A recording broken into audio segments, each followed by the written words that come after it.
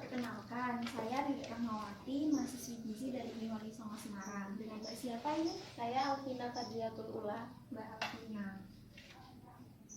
Mbak Alvina biasa dipanggil siapa? Tina, Mbak Tina ya. Alamatnya mana Mbak? dari Desa Larangan, Kecamatan Kanor, Kabupaten Bojonegoro. Tadi kesini naik apa Mbak? Sepeda motor Naik sepeda motor. Iya. Sama siapa? Sama temennya atau sendirian? sama teman.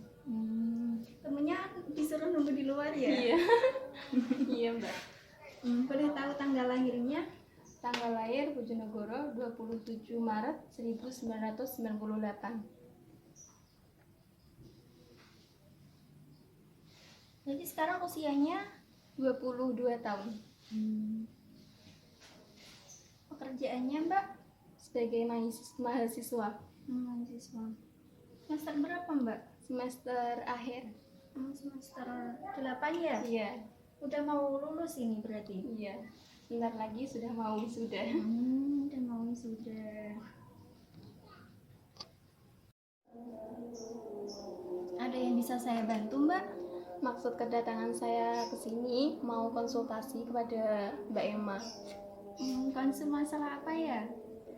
Saya ingin menaikkan berat badan. Untuk konseling kita kali ini 30 menit ya Mbak. Nanti di 15 menit pertama Mbak menceritakan permasalahan gizi Mbak, dan kita akan menggali permasalahan gizi, dan 15 menit selanjutnya kita akan menentukan diet untuk diagnosa gizi Mbak. Sebelumnya udah pernah nimbang Mbak? Belum. Timbang berat badan dulu nih.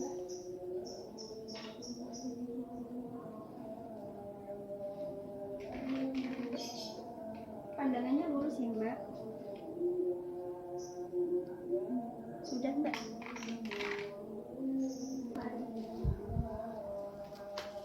Kita ukur lingkar lengannya dulu ya. Tangannya gini Mbak. Iya.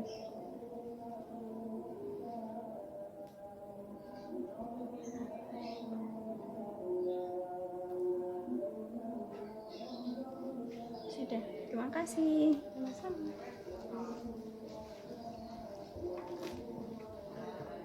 Dari hasil timbangan berat badan Mbak tadi, berat badan Mbak menunjukkan angka 38,75. Kalau tinggi badannya berapa Mbak? Sekitar 160-an. 160 ya. Tadi hasil dari pengukuran Lila itu lingkar lengan Mbak 21. Nah, sebelumnya saya ukur MT-nya dulu ya Mbak.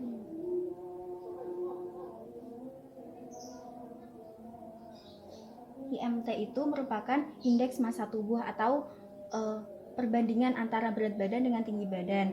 Nah, dari perhitungan IMT tadi menunjukkan bahwa Mbak mengalami masalah gizi kurang. Nah, IMT Mbak tadi menunjukkan angka 15. Nah, normalnya indeks massa tubuh itu 18,9 sampai 24,9. Terus lingkar lengan Mbak tadi menunjukkan angka 21. Untuk normalnya angka Lila itu 22,5. Di bawah 22,5 itu menunjukkan bahwa Mbak itu kekurangan energi kronik.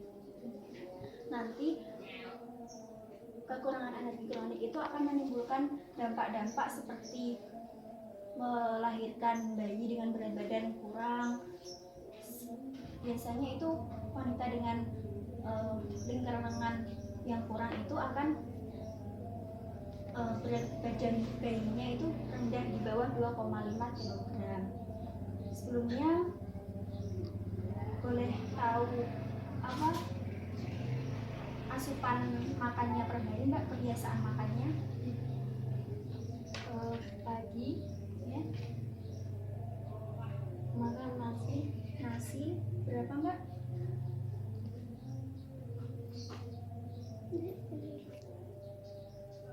satu centong setengah, Terus sama lawar,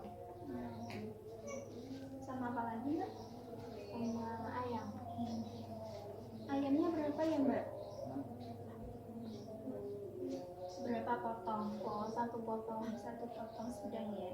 Pakai kulit atau tanpa kulit mbak? Pakai kulit. Pakai kulit. Terus minumnya Air putih. terus selingannya Semangka. berapa potong mbak? 1 potong. Terus siang makan cilok. Satu porsi ya mbak? Iya. Terus selingannya lagi ada nggak kayak makan bakso atau apa gitu ya? Bakso ya. Satu porsi juga. Iya. Dalam bakso itu isinya ada apa aja mbak? Ada pentol, Ya. mie, sama kubis. Terus minumnya mbak? Minumnya air putih. Terus malam Makannya nasi sama urat sama dada.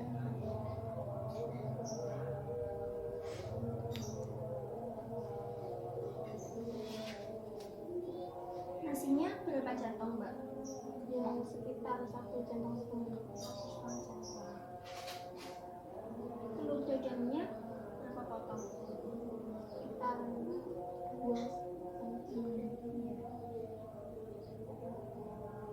Sebentar ya mbak, saya hitung dulu hasil dari asupan rata-rata mbak.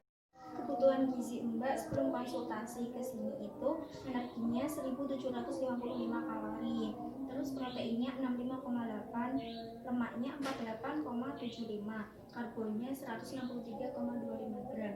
Nah, sedangkan hasil dari asupan mbak tadi karbohidrat, kalorinya, energinya itu 1001,25. Itu menunjukkan bahwa mbak asupan makanannya itu kurang. Terus proteinnya 33,8, padahal seharusnya kan 65,8. Terus asupan lemaknya 19,5, padahal seharusnya 48,75. Terus karbohidratnya 168,5. Asupan mbak tadi menunjukkan energinya itu asupannya hanya 57%, terus proteinnya 51,36%, lemaknya 40%, dan karbohidratnya 64%. Boleh tahu kebiasaan makanannya per hari gimana mbak? Saya makan per hari biasanya 2-3 kali.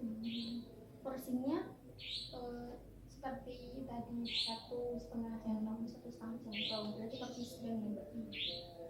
Tapi tiap hari makan 3 kali sehari atau kadang 2 kali gitu? Iya, kadang 2 kali, kadang 2 kali.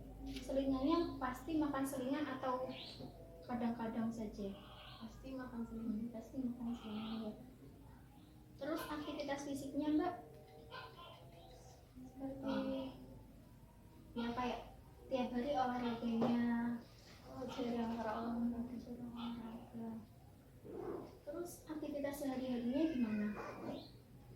Dari pagi. Iya, pagi berangkat kuliah jam berapa gitu? Kalau kuliah berangkat jam 8:30. Jam 9. Sempat sarapan nggak itu? Iya. Sarapan. Sarapan pagi ya, bagusnya sarapan pagi itu wajib sebelum jam 9 pagi. Terus kalau aktivitas fisiknya itu biasanya seminggu berapa kali? Seperti olahraga. Iya. Jarang. Biasanya seminggu berapa kali mbak? 2-1 kali. 1-2 kali ya. Terus makannya itu biasanya olahannya diapakan mbak? Kayak biasanya sering makanan gorengan atau sering makan pedes-pedes gitu? Iya, sering makan pedes-pedes. Kalau sayurnya Biasanya ditumis. nggak dilodeh gitu ya? Jarang. Terus kalau ada makanan yang nggak disukai gitu nggak? Ada. Ada nggak? Kayak sayur terong. Terong nggak suka ya, tapi tapi kalau di sayur oh, tapi kalau kayak dibuat sambal penyetan itu suka. Terus kalau buah-buahnya Mbak semua suka. semua suka. Tiap hari makan buah. Iya. Tiap hari makan buah. Sayurnya juga tiap hari pasti konsumsi sayur ya. Ya. Jadi karena tujuan Mbak tadi untuk menaikkan berat badan, jadi intervensi gizi yang akan kita laksanakan yaitu diet EKTP atau tinggi kalori tinggi protein. Ini Mbak bisa dilihat. Diagnosa gizinya tadi adalah peningkatan kebutuhan energi berkaitan dengan keinginan Mbak untuk menaikkan berat badan, ditandai dengan IMT Mbak tadi menunjukkan bahwa Mbak kekurangan energi ya, nilainya juga kurang 21, padahal harusnya kan 22,5. Diet EKTP itu merupakan bagaimana kita meningkatkan kebutuhan energi dan kebutuhan protein. Biasanya energinya itu ada dua macam, ada yang 2600 kilokalori dan ada juga yang 3000 kilokalori. Terus proteinnya itu juga ditingkatkan. Untuk orang biasa kan biasanya 15%. Nah, untuk diet TKTP ini proteinnya 2-4 gram per kilogram berat badan. Terus energinya 40-45 kilokalori per kilogram berat badan. Saya hitung dulu kebutuhan gizi Mbak ya.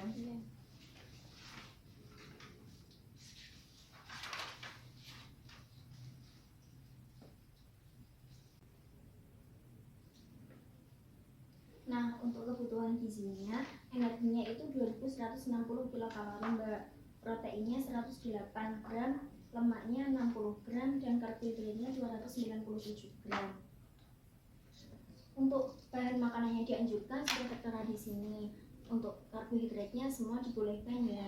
Protein juga dibolehkan, asalkan tidak dimasak dengan santan kental atau banyak minyak gitu. Terus protein nabatinya juga semuanya boleh, sayurannya juga semua boleh, buah-buahan juga iya. Makanan yang tidak diperbolehkan itu makanan yang merangsang saluran cerna, seperti makanannya pedas. Kan nanti kalau makan makanan pedas bisa menyebabkan diare. Nanti justru asupannya bukan diasup oleh tubuh tapi malah ya dicerna keluar melalui defekasi. Terus untuk minuman yang tidak diperbolehkan itu minuman yang rendah energi. Terus tidak boleh pakai bumbu-bumbu yang tajam seperti merica, cabai, bumbunya hanya kayak bawang merah, bawang putih, nggak boleh makan makanan yang pedas. Ada yang ingin ditanyakan Mbak? Misal kalau mengkonsumsi susu itu harus setiap hari atau? Ya kalau bisa setiap hari ya setiap hari. Terus kayak telur juga itu kan tinggi protein Mbak. Daging kalau bisa, tapi kalau nggak bisa ya diganti protein nabati nggak apa-apa. Sehari cuma berapa porsi gitu. Makanannya seperti makanan Mbak seperti biasanya itu nggak apa-apa, tapi cuma menunya itu porsinya ditambah, nasinya menjadi kan dulunya 1,5 centong ya, menjadi 2 centong. Terus untuk proteinnya nanti ditambah, kan kemarin nggak ada protein nabatinya kan, itu ditambah dengan protein nabati. Jadi tiap makan itu ada karbohidrat, protein hewani, protein nabati, terus ada lemak atau minyaknya, terus ada sayuran, buah, kalau bisa juga ditambah dengan susu. Mbak suka konsumsi susu? Iya suka. Suka. Apa saya harus mengurangi makanan pedas? Biar tidak merangsang saluran cerna gitu Mbak. Suka makan makanan pedas Mbak? Iya. Suka seblak? Iya suka. Terus kayak bakso pedas gitu juga suka ya? Pokoknya yang pedas-pedas. Kalau bisa sedikit dikurangi ya Mbak. Terus ini ada contoh makanan menu seharinya. Ini ada nasi, telur dadar, daging semur. Ini bisa diganti Mbak dengan bahan makanan lain. seperti yang ada dalam daftar bahan makanan penukar. Ini nanti Mbak bawa. Nah, untuk karbohidratnya itu nggak melulu nasi Mbak, bisa diganti dengan bubur beras kalau Mbak suka bubur sumsum, terus diganti dengan jagung, nasi jagung itu juga bisa. Kentang, ini kayak nasi sama perkedel kentang terus dikasih telur dadar gitu kan, nanti bisa tinggi kalori. Kerupuk udang ini juga tinggi karbo. Terus ini nanti porsinya ditambah saja. Terus untuk protein hewani kita pilih yang protein rendah lemak ya Mbak, kayak daging ayam tanpa kulit. Kalau ada kulitnya itu kan lemaknya tinggi, soalnya kulit ayam kan juga tinggi lemak. Terus ikan lele, Mbak suka lele? Ya, suka. Terus ikan mujair, ikan pindang juga itu tinggi protein. Bakso itu mengandung lemak sedang. Ini Mbak bisa lihat.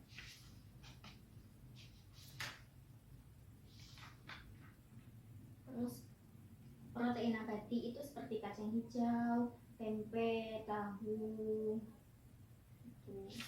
Susu kedelai juga mengandung protein nabati. Sayuran semua boleh, buah-buahan juga boleh. Nah, ini susu.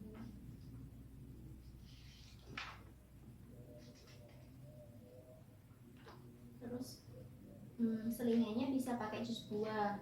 Buahnya kayak alpukat, terus nanti ditambah susu biar tambah kayak tinggi kalori gitu.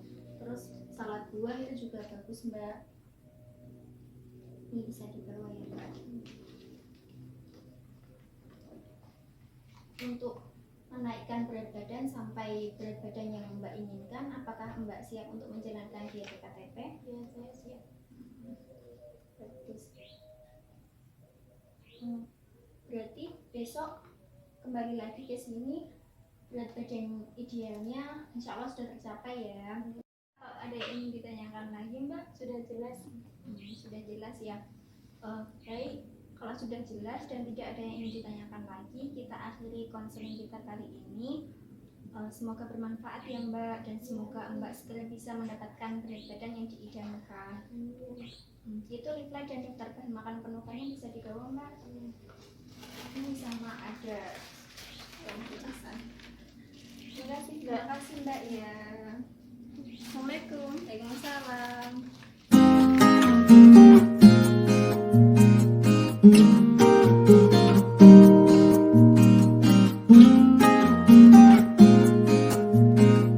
Thank you.